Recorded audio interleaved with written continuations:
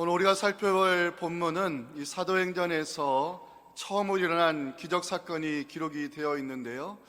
여러분들은 사도행전 하면 어떻게 이해를 하고 계십니까? 이 사도들에 대한 역사적 기록, 이 사도들의 행적에 대한 역사적 기록, 이것이 아마 우리가 갖고 있는 일반적인 사도행전에 대한 이해일 텐데요. 맞는 말일 수도 있지만 엄밀히 따지면 사도행전은 사도들의 행적에 대한 기록은 아닙니다. 사도행전은 성령의 강림하심으로 사도들을 통하여 복음이 전파되는 과정에서 예수 그리스도를 주로 고백하는 믿음의 공동체, 즉 교회가 세워지는 과정을 기록한 신약 성경 유일의 역사책입니다. 그런 의미에서 사도행전은 성령 행전이라 말하는 것이 정확한 제목이 아닐까 생각됩니다. 사도행전은 누가가 기록한 책인데요, 이 누가복음과 연결된 책입니다. 누가는 데오빌로 가카라는 사람에게 예수님의 행적을 소개하기 위하여 누가복음을 기록하게 됐음을 누가복음 1장 3절과 4절에서 밝히고 있습니다. 그 모든 일을 근원부터 자세히 미루어 살핀 나도 데오빌로 가카에게 차례대로 써 보내는 것이 좋은 줄 알았노니 이는 가카가 알고 있는 바를 더 확실하게 하려 함이로라. 그러면 이어서 사도행전은 어떻게 시작을 할까요? 사도행전 1장과 1절, 2절 보시면 데오빌로여, 수신자가 같죠? 내가 먼저 쓴 글, 누가복음을 가리키는 표현입니다. 예수께서 행하시며 가르치시기를 시작하신부터 그가 택하신 사도들에게 성령으로 명하시고 승천하신 날까지의 일을 기록하였노라. 예수께서 행하시며 가르치기를 시작하신부터 성령으로 명하시고 승천하신 날까지의 일을 기록한 책이 누가복음입니다. 사도행전은 누가복음에 이어서 사도들을 통하여 복음의 물결이 예루살렘과 온 유대와 사마리아와 땅끝을 향하여 퍼져가며 신약의 교회들이 세워지는 과정을 전하는 성령 행전이 바로 사도행전입니다. 오순절 마가의 다락방에 임하신 성령으로 최초의 교회가 생겨나게 되었고, 그리고 예수 그리스도를 주로 고백하는 믿음의 공동체를 통해서 이제 복음이 전파되는 그 장면이 사도행전 2장 4절에 기록이 되어 있습니다. 그들이 다 성령의 충만함을 받고 성령이 말하게 하심을 따라 다른 언어들로 복음이 전파되는 모습을 누가는 그려내고 있습니다. 초대교회의 특징, 한마디로 말하면 기도의 공동체였다고 말할 수 있습니다. 마가의 다락방에 모여서 성령의 오심을 사모하며 기도에 힘썼던 이 초대교회 제자들의 모습이 사도행전 1장 14절에서 볼 수가 있습니다. 여자들과 예수의 어머니 마리아와 예수의 아우들과 더불어 마음을 같이하여 오로지 기도에 힘쓰더라. 자, 오늘 살펴볼 본문도요, 사도행전에서 처음 일어난 이적 사건이라 말씀드렸죠. 이 누가는 이 사건을 기록하면서 기도하는 시간에 이 사건이 일어나게 됐음을 1절에서 전하고 있습니다. 제9시 기도 시간에 베드로와 요한이 성전에 올라갈 때 이 사건이 일어났다는 것입니다. 베드로와 요한이 기도하고자 성전에 올라갈 때 미문이라는 곳에 날마다 구걸하기 위하여 앉아있던 사람이 있었습니다. 나면서 못고게 된 이 사람, 그날도 성전에 들어가는 사람들을 바라보기 시작하는데 베드로와 요한은 그 사람을 향해 동전을 던져주기보다는 그 사람을 주목하여 바라보는 모습이 오늘 3절, 4절에 기록이 되어 있습니다. 그가 베드로와 요한이 성전에 들어가려 함을 보고 구걸하거늘 베드로가 요한과 더불어 주목하여 이르되 우리를 보라 하니. 자, 베드로와 요한이 그 사람을 주목한 이유가 뭘까? 그 이유는 오늘 본문 6절 때문입니다. 오늘 6절이 본문에서 가장 중요한 복음을 선포하는 말씀인데 함께 읽겠습니다. 시작. 베드로가 이르되 은과 금은 내게 없거니와 내게 있는 이것을 네게 주노니 나사렛 예수 그리스도의 이름으로 일어나 걸으라. 유대인들은 하루 3번 성전을 향하여 기도하는 습관이 있었기 때문에 성전 미문에 앉아있는 이 사람 유대인들은 다 알고 있었습니다. 누구도 들려주지 않았던 예수 그리스도의 이름을 사도들이 선포했을 때 어떤 일이 일어났을까? 오늘 7절에서 설교 제목이 나왔는데요, 오른손을 잡아 일으키니 발과 발목이 곧 힘을 얻었다고 했습니다. 베드로가 나면서 못 걷게 된 이 사람의 손을 잡아 일으켰습니다. 이 사람의 나이가 40대 가량인데 40년 동안 굳어진 뼈에 힘이 생기기 시작했고, 한 번도 들어가 보지 못한 성전에 들어가 기뻐 뛰며 하나님을 찬미하는 모습이 오늘 본문 8절에 나옵니다. 뛰어서서 걸으며 그들과 함께 성전으로 들어가면서 걷기도 하고 뛰기도 하며 하나님을 찬송했습니다. 유대인들은 나면서부터 못 걷게 된 이 사람을 알고 있었습니다. 미문에 앉아 굴어가던 이 사람이 갑자기 성전에 뛰어 들어가 하나님을 찬송하는 모습을 보면서 유대인들 놀라움을 금치 못하는 장면이 오늘 9절 10절에 기록이 되어 있습니다. 우리 마지막 말씀인데 함께 읽겠습니다. 시작. 모든 백성이 그 걷는 것과 하나님을 찬송함을 보고 그가 본래 성전 미문에 앉아 구걸하던 사람인 줄 알고 그에게 일어난 일로 인하여 심히 놀랍게 여기며 놀라니라. 자, 누가 왜 이 사건을 자세히 기록한 것일까요? 누가의 직업이 뭐죠? 의사입니다. 의학적으로 도저히 설명이 되지 않는 이 놀라운 장면을 전하지 않을 수 없었을 것이고, 초대교회에 일어난 최초의 기적 사건이기 때문에 누가는 관심을 가지고 자세하게 담고 있습니다. 말씀을 묵상하는 가운데 질문을 던져봤습니다. 누가는 이 본문의 사건을 기록하면서 베드로와 요한이 기도하러 성전에 올라가는 장면으로 시작하는 이유가 무엇일까? 베드로와 요한이 나면서 못 걷게 된 이 사람을 주목해보는 이유가 무엇일까? 이 질문에 대한 답을 함께 찾아가며 말씀의 은혜를 나누기 원합니다. 첫째 메시지가 중요합니다. 하나님은 기도의 습관을 가진 사람을 통해 지금도 기적의 역사를 만드신다는 것이 누가가 전하는 첫 번째 복음입니다. 자, 누가복음과 사도행전을 누가가 기록했다 그랬죠. 다른 복음서 기자와는 달리 누가는 기도를 강조하는 성경의 기자입니다. 자, 마태복음을부터 이제 볼 텐데, 마태복음에서는 예수님이 제자들을 부르시는 장면이 대단히 단순하게 나옵니다. 마태복음 10장 1절 보실까요? 예수께서 그의 12 제자를 부르사, 이게 전부입니다. 심플하죠? 근데 누가는 좀 다릅니다. 예수님이 제자를 부르실 때 누가는 주님이 기도로 충분히 준비하신 후에 제자들을 부르셨다고 누가복음 6장 12절 13절에 기록하고 있어요. 이때 예수께서 기도하시러 산으로 가사 밤이 새도록 하나님께 기도하시고 밝음에 그 제자들을 부르신 주님을 증거하고 있습니다. 자, 마가 예수님이 겟세마네 동산에 올라가 기도하는 장면을 역시 단순하게 기록하고 있어요. 마가복음 14장 32절 띄워주실까요?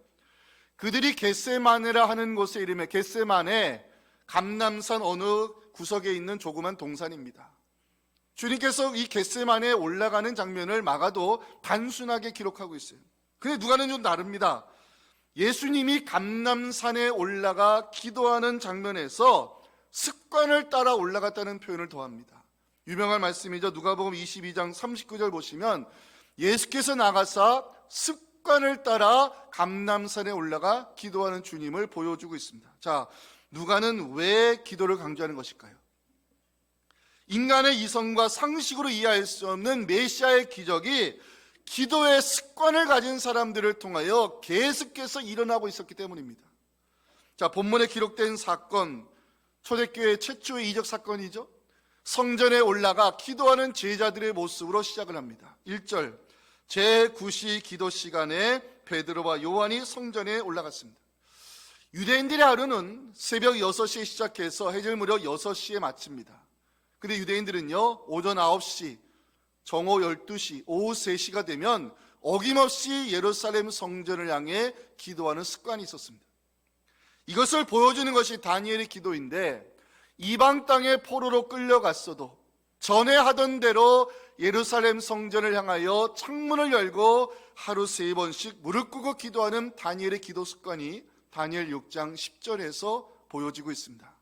다니엘이 조서에 왕의 도장이 찍힌 것을 알고도 자기 집에 돌아가서는 윗방에 올라가 예루살렘으로 향한 창문을 열고 전에 하던 대로 하루 3번씩 무릎을 꿇고 기도하는 모습을 보여주고 있습니다. 자, 베드로와 요한, 부름받은 예수님의 제자이지만 저들은 히브리파 출신 유대인들이기 때문에 여전히 유대교의 기도 습관들을 가지고 있었어요. 아침 9시, 정오 12시, 오후 3시 유대인들이 기도하기 위하여 구별해 놓은 시간이기 때문에 베드로와 요한은 오후 기도 시간에 참여하기 위해 지금 성전에 올라가고 있습니다. 누가는 여기서 제자들이 유대교의 습관을 버리지 못함을 보여주기 위함이 아니라 제자들은 예수님을 따라 기도의 습관을 가지고 있었음을 보여주고 있는 것입니다. 감람산은 주님이 수시로 올라가 엎드리는 기도의 처소입니다. 누가는 예수님이 감람산에 올라가는 장면을 습관을 따라 올라가셨다고 기록하고 있고, 그 습관을 제자들도 이어가는 과정에서 초대교회 최초의 기적 사건이 일어났음을 누가는 기록하고 있는 것입니다. 자, 누가가 기록한 누가복음과 사도행전을 연구해 보면 신기하게도 공통점이 있어요. 모두 다 기도의 습관을 가진 사람들로 이야기를 시작하고 있습니다. 자, 누가복음은 성전에서 항상 기도하는 제사장 사가랴 이야기로 문을 열고 있는데요, 누가복음 1장 13절 보면 천사가 그에게 이르되 사가랴여 무서워하지 말라, 너의 간구함이 들린지라. 내 아내서 엘리사벳이 내게 아들을 낳아주리니 그 이름을 요한이라라. 누가복음은 절망적인 상황에서도 포기하지 않고 기도의 습관을 지켰던 사가랴에게 이 요한의 잉태 소식, 복음을 들려주는 이야기로 시작을 합니다. 사도행전, 성령이 언제 오실지 모르지만 주님의 명령을 따라 기도의 자리를 힘써 지켰던 이 기도의 공동체 초대교회 성도들의 모습으로 사도행전을 시작합니다. 오늘 본문 기도의 습관을 따라 성전에 올라가는 베드로와 요한의 모습으로 시작을 하고 있습니다. 자, 중요한 것은 기도의 습관을 가진 사람을 통해 기적이 일어났다는 사실을 누가는 여기에서 강조하고 있다는 것입니다. 자, 이제 우리가 주목해 보아야 될 단어가 하나 있어요. 1절 마지막에 올라갈새, 이 단어입니다. 올라갈새. 헬라어 성경을 보니까 미완료, 아직 끝나지 않은 과거 시제 동사로 되어 있습니다. 미완료 과거 시제는요, 헬라어 문법에서 계속해서 이루어지는 반복적인 습관을 가리킬 때 쓰는 기법입니다.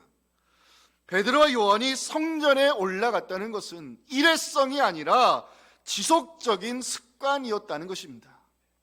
저는 1절을 묵상하는 가운데 중요한 메시지를 깨달았습니다.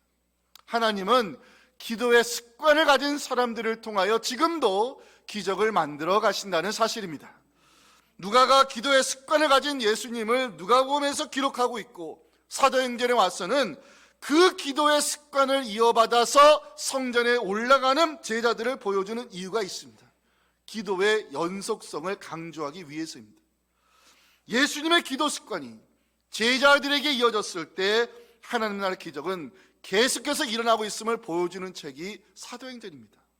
자, 2절 보실까요? 나면서 못 걷게 된 이가 성전의 미문에서 구걸을 하고 있죠. 나면서 못 걷게 된 이를 사람들이 메고 왔어요. 왜? 성전에 들어가는 사람들에게 구걸하기 위하여 날마다 미문이라는 성전문에 두었어요. 자, 미문, 문자적으로 아름다운 문이란 뜻입니다. 요세푸스 유대인 역사가인데 그가 쓴 기록에 의하면 은으로 도금되고 금으로 장식된 어떤 문보다 화려하고 아름다운 문이 미문이었다고 쓰고 있어요. 미문은 화려할 뿐만 아니라 높이가 23m나 되는 거대한 문입니다. 유대 지역을 다스렸던 헤롯이 유대인들의 환심을 사고자 이 성전의 역사 아시죠? 솔로몬이 지은 성전을 예루살렘 성전, 바벨론에 돌아온 이 수룹바벨 중심으로 다시 지은 성전이 수룹바벨 성전. 이 헤롯 성전은 뭐냐면 헤롯이 지은 성전이 아니라 수룹바벨이 이 재건한 성전을 다시 확장해서 리모델링한 성전을 헤롯 성전이라 부릅니다. 왜 헤롯이 성전을 리모델링했을까요? 유대인들의 환심을 사기 위해서였고, 그때 성전을 리모델링하면서 화려하고 아름답게 장식한 문이 미문입니다. 자, 누가는 사건을 기록하면서 왜 미문이라는 단어를 쓸까요? 생명력을 잃어버린 유대교를 지적하기 위함입니다. 당시 유대교를 지탱하는 세 가지 기둥이 있었어요. 하나는 성전, 두 번째는 율법, 세 번째는 구제행입니다. 유대인들은 눈에 보이는 성전을 중요하게 여겼고요, 율법을 맡은 자로서의 자랑이 있었고, 세 번째가 구제행위를 중요하게 여겼어요. 자, 사람들이 왜 나면서 못 끄게 된 이 사람을 성전 미문에 앉게 했을까요? 유대인들이 구제 행위를 중요한 신앙의 덕목으로 여김을 알고 있었기 때문입니다. 그러면 성전의 미문은 뭐냐? 유대인들이 구제 행위를 함으로 자기들 스스로 나는 하나님의 의를 실천하는 사람이야 종교적 만족감을 느끼는 것이 미문입니다. 그럼 이 사람에게서 미문은 뭐예요? 그 사람들이 던져주는 동전 몇 잎으로 생계를 이어가는 생활 수단입니다. 미문, 보기에는 아름다운 문일지 몰라도 영적으로는 생명력을 잃어버린 유대교를 그대로 보여주고 있습니다. 성경은 여기서 우리에게 중요한 진리를 전합니다. 성도는 외적으로 보이는 경건의 형식보다는 기도의 생명력을 가지고 살아야 한다는 것입니다. 자, 누가는 본문의 사건을 통해 이 기도의 생명력을 강조하고 있어요. 기도의 생명력이라는 것은 기도의 습관에서부터 시작이 된다는 것입니다. 본문에 나오는 사건, 초대교회에 일어난 최초의 이적 사건입니다. 누가는 예수님의 기도 습관을 따라 기도의 생명력을 이어가는 제자들을 통하여 메시아의 기적이 일어나고 있음을 보도하고 있어요. 사랑하는 성도 여러분, 예수님을 믿고 따르는 성도로서 여러분들도 기도의 습관을 가지고 살아가시기를 주님의 이름으로 권면합니다. 기도의 습관을 가지고 살면 하나님은 지금도 우리를 통해 기적을 만드실 수 있음을 믿으시기 바랍니다. 경건의 모양만 살아있는 종교인이 아니라 기도의 생명을 가지고 살면 사도행전에 일어난 성령의 능력이 우리 삶의 현장에도 일어날 수 있음을 믿으시면 아멘 하시기 바랍니다. 누가복음과 사도행전을 기록하며 강조하는 것은 연속성입니다. 예수님은 승천하여 하나님 보좌 우편에 앉아 계시지만 복음서에 나타난 메시아의 기적이 계속해서 사도들을 통해 일어나고 있음을 보여주고 있어요. 왜 그럴까? 연속성에 답이 있다는 것입니다. 예수님이 보여주셨던 기도의 습관을 제자들이 이어갔을 때 하나님 나라 기적은 계속해서 나타났던 것이고 기도의 생명력을 가진 우리를 통하여 지금도 재현될 수 있음을 성경은 약속하고 있어요. 이 말씀 듣는 우리 모두 주님처럼 기도의 습관을 가지고 살 것을 결심하실 때 기도의 권능을 믿고 살아가는 여러분들을 통해 하나님의 기적이 일어날 수 있기를 주님의 이름으로 축복합니다. 자, 마지막 메시지입니다. 한 영혼을 끌어당김이 부흥의 역사로 이어주시다는 것이 누가가 전한 두 번째 메시지입니다. 자, 이제 우리가 주목해 봐야 할 것은 사도들과 이 나면서부터 앉게 된 이 사람과의 만남인데 4절에 중요한 단어가 나와요. 주목하여라는 단어입니다. 베드로가 요한과 더불어 주목하여 봤어요. 주목하다는 것은 헬라어로 관심을 가지고 들여다보다 이런 뜻이에요. 베드로와 요한이 관심을 가지고 이 앉아있는 사람을 주목하여 본 이유가 뭘까? 제가 6절에 뭐라 그랬어요? 복음이 담겨있는 가장 중요한 말씀이라 그랬죠? 6절을 함께 읽겠습니다. 시작. 베드로가 이르되 은과 금은 내게 없거니와 내게 있는 이것을 내게 주노니 나사렛 예수 그리스도의 이름으로 일어나 걸으라 복음을 선포했어요. 베드로는요 은과 금을 주고자 그 사람을 바라보지 않았어요. 베드로가 바라본 이유는 예수 그리스도의 이름을 선포하기 위해서였어요. 이 베드로와 요한이 은과 금은 주지 아니하고 왜 예수 그리스도의 이름을 선포했을까? 예수 그리스도 그 이름에는 권세가 있고 모든 묶었던 것을 풀어놓을 수 있는 복음의 능력이 있음을 사도들이 믿었기 때문입니다. 질그릇 같은 우리에게 하나님이 담아주신 가장 귀한 보배가 예수 그리스도이십니다. 이 사도 바울은 이 보배에 대하여 고린도후서 4장 7절에서 이렇게 기록을 하고 있어요. 우리가 이 보배를 질그릇에 가졌으니 하나님이 질그릇 같은 우리 인생에 담아주신 최고의 보배가 예수님이심을 믿으시기 바랍니다. 저는 6절 말씀을 깊이 묵상하며 중요한 메시지를 깨달았습니다. 교회는 은과 금을 던져주는 곳이 아니라 가장 귀한 보배이신 예수 그리스도의 이름을 선포하는 믿음의 공동체가 되어야 한다는 것입니다. 유대교가 생명력을 잃어버린 이유, 성전의 화려한 미문만 자랑할 뿐 예수님의 이름을 거부한 그들에게는 생명이 없었습니다. 베드로와 요한은 비록 은과 금은 없었지만 예수님의 권세를 믿고 그 이름을 선포했을 때 성령의 역사가 나타났고 메시아의 기적이 그 현장에 일어났습니다. 사랑하는 성도 여러분, 하나님께서 질그릇 같은 우리 인생에 담아주신 최고의 보배가 예수 그리스도이심을 믿으시기 바랍니다. 베드로가 그 사람을 향해 선포합니다. 예수 그리스도의 이름으로 일어나 걸으라 복음을 선포했을 때 어떤 일이 일어났을까? 오늘 세 가지를 말씀을 드리고 오늘 설교 마치겠습니다. 첫째는 끌어당김의 힘이 나타났습니다. 자, 7절에 설교점이 나왔다고 그랬죠? 표시해 주세요. 잡아 일으키니. 베드로가 잡아 일으켰을 때 어떤 일이 일어났을까? 이 사람의 나이가 40대인데요 40년 동안 굳어진 뼈에 힘이 붙기 시작하면서 앉아있던 이 사람이 일어나 뛰는 기적이 일어났습니다. 누가는 여기서 잡아 일으키는 장면을 주목하고 있어요. 의학적으로 도저히 설명이 되지 않는 이 기적이 어떻게 일어났느냐, 끌어당김의 힘 때문임을 누가는 여기서 보도하고 있어요. 베드로의 끌어당김을 통해서요, 나면서 못 걷게 된 이 사람 힘을 얻게 됐고 한 번도 들어가 보지 못한 성전에 뛰어들어가 하나님을 찬미하는 모습이 오늘 8절에 기록이 되어 있어요. 뛰어서서 걸으며 그들과 함께 성전으로 들어가면서 걷기도 하고 뛰기도 하며 하나님을 찬송했다고 그랬어요. 우리는 여기서 끌어당김에는 힘이 있다는 사실을 배워야 됩니다. 베드로가 주저앉아있는 이 사람을 끌어당겼을 때 한 번도 넘어가 보지 못한 성전의 문턱을 넘었어요. 한 번도 찬양하지 못한 하나님의 이름의 영광을 올려드렸어요. 끌어당김, 누군가에게는 교회의 문턱을 넘어올 수 있는 구원의 시작이 될 수 있는 것이고, 끌어당김은 그 영혼을 하나님 앞에 예배제로 세우는 힘이 있다는 것입니다. 다음 주에 있을 새생명축제 전교인 총동원 주일이 예배 회복의 날이 되기 위해서는요, 우리 모두 베드로의 마음을 가지고 주저앉아 있는 이들을 끌어당겨야 될 수고가 필요하다는 것입니다. 예배 회복은 그냥 저절로 이루어지지 않습니다. 관심을 가지고 끌어당기면 누군가는 교회 문턱을 넘어와 하나님을 예배하는 그 예배드림의 축복을 함께 누릴 수 있기를 간절히 소망합니다. 이 베드로가 예수의 이름을 선포했을 때 어떤 역사가 일어났을까? 두 번째는 제거의 역사가 일어났습니다. 제거의 역사. 생각해 보세요. 나면서부터 걷지 못한 이 사람, 많은 인생의 장애가 있었겠죠? 첫째, 구걸하며 살아야 되니 경제적 장애가 있었습니다.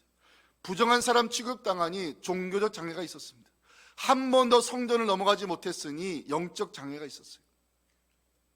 하지만 베드로가 예수 그리스도의 이름을 선포하고 끌어당겼을 때 장애가 재건되는 역사가 일어나기 시작했어요.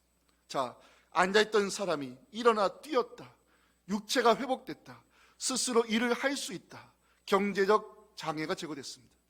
이제 그가 인생의 장애가 해결됐으니 부정적 사람 취급받지 않아도 되는 종교적 장애가 제거됐습니다. 한 번도 넘어가 보지 못한 성전의 문턱을 넘었으니 영적 장애가 제거됐습니다. 중요한 것은 누가는 이 모든 장애가 예수 그리스도의 이름으로 제거됐음을 우리에게 알려주고 있어요. 6절에 가셔서 표시해 주세요. 예수 그리스도의 이름으로. 누가는 여기서 이 사람이 안고 살아온 모든 장애가 예수 그리스도의 이름으로 제거됐음을 선포하고 있어요. 그 이유가 궁금했어요. 영어 역본 성경을 찾아보니 이 예수 그리스도의 이름으로, 이게 그 앞에 In the name of Jesus Christ 나자렛으로 되어 있어요. In the name of Jesus Christ.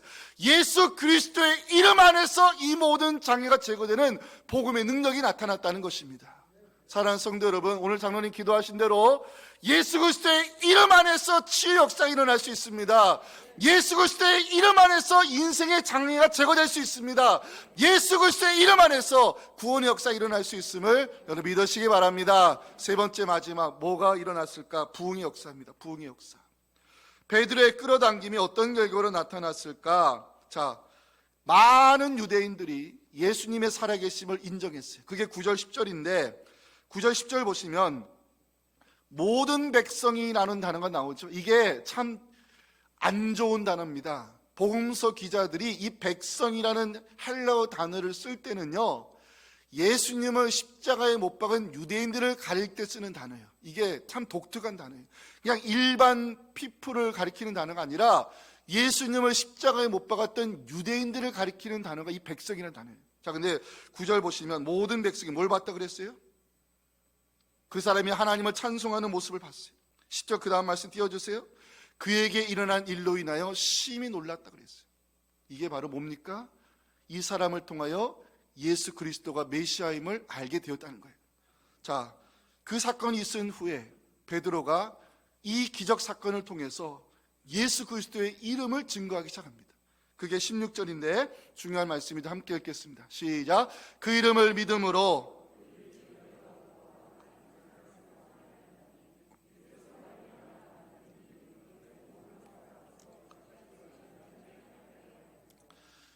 베드로가 이 사건을 도구 삼아 예수 그리스도의 이름을 증거했을 때 어떤 결과가 나왔을까? 성경 한 번만 찾겠습니다. 자, 사도행전 4장 다음 장 4절로 넘어가 주세요. 사도행전 4장 4절. 자, 함께 읽겠습니다. 시작. 말씀을 들은 사람 중에 믿는 자가 많으니 남자의 수가 약 5천이나 되었더라. 아멘. 한 영혼의 끌어당김이 한 사람의 구원으로 끝난 것이 아니라 초대교회의 부흥으로 이어졌음을 성경은 증거하고 있습니다. 사랑하는 성도 여러분, 지난 기나긴 3년의 코로나 시간 동안 안타깝게도 저희 교회 주일학교는 재적이 반으로 줄었습니다.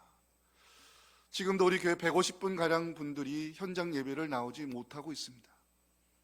10월 16일 새세명 축제는 바로 그들을 초청하여 예배 드림을 회복하기 위해 지금 온 교회가 기도로 준비하고 있습니다. 관심을 가지시고 한 영혼을 끌어당겨 주시기 바랍니다. 그 끌어당김이 누군가에게는 교회 문턱을 넘어와 잃어버렸던 예배자의 모습을 되찾으며 예배드림의 기쁨을 회복하는 구원의 역사가 될 수 있는 것입니다. 전 지금까지 14년차 담임 목회를 하고 있지만 단 한 번도 교인들 숫자 늘리기 위해 새세명 축제를 기획한 적은 없습니다. 제가 소원하는 것은 우리 모든 성도들이 하나님을 기쁨으로 예배하는 예배 공동체를 세우는 것이 저희 가장 큰 목회 소원입니다. 다가오는 10월 16일이 예배 회복의 날이 되어서 우리 1, 2, 3세대가 하나님을 섬기는 예배 공동체로 견고히 세움받을 수 있기를 주님의 이름으로 축원합니다. 하나님 아버지 감사합니다. 오늘 저희들에게 귀한 복음의 말씀을 새겨주시고 끌어당기면 힘이 있으며 그 한 영혼의 끌어당김이 누군가에는 예배 회복으로 구원의 열매로 그리고 교회의 부흥의 역사로 이어질 수 있음을 말씀을 통해 보여주심을 감사합니다. 다음 주 10월 16일 새생명 축제 우리 온 1, 2, 3세대가 함께 나와 예배 드리기를 원하오니 하나님 귀한 영혼들을 우리가 함께 끌어당겨 그들의 교회 문턱을 넘어와 함께 예배 드리는 것이 우리의 기쁨이 되게 도와주시옵시고 예배 회복과 교회 부흥으로 이어질 수 있도록 성령님 역사하여 주시옵소서. 예수님의 이름으로 기도하옵나이다. 아멘. 지금 우리를 하나님 앞에 예배제로 세우시기 위해 스스로 십자가의 제물로 죽어주신 우리 구주 예수님의 은혜와 하나님 아버지의 말로 할 수 없는 사랑과 성령의 기적이 오늘 주신 귀한 말씀과 삶의 자리로 돌아가 어느덧 먼지 쌓인 기도의 재단을 털어내고 예수님처럼 기도의 거룩한 습관을 가지고 살아갈 때 그리고 그 기도의 권능을 믿고 주님의 이름으로 주저하는 영혼들을 끌어당겨 함께 예배드림의 기쁨을 새생명 축제날 함께 누리기 원하는 우리 사랑하는 성도들의 가정과 자녀들의 신앙과 우리 교회가 섬기는 모든 목회 현장 위에 지금부터 영원토록 함께 하시기를 간절히 축원하옵나이다. 아멘.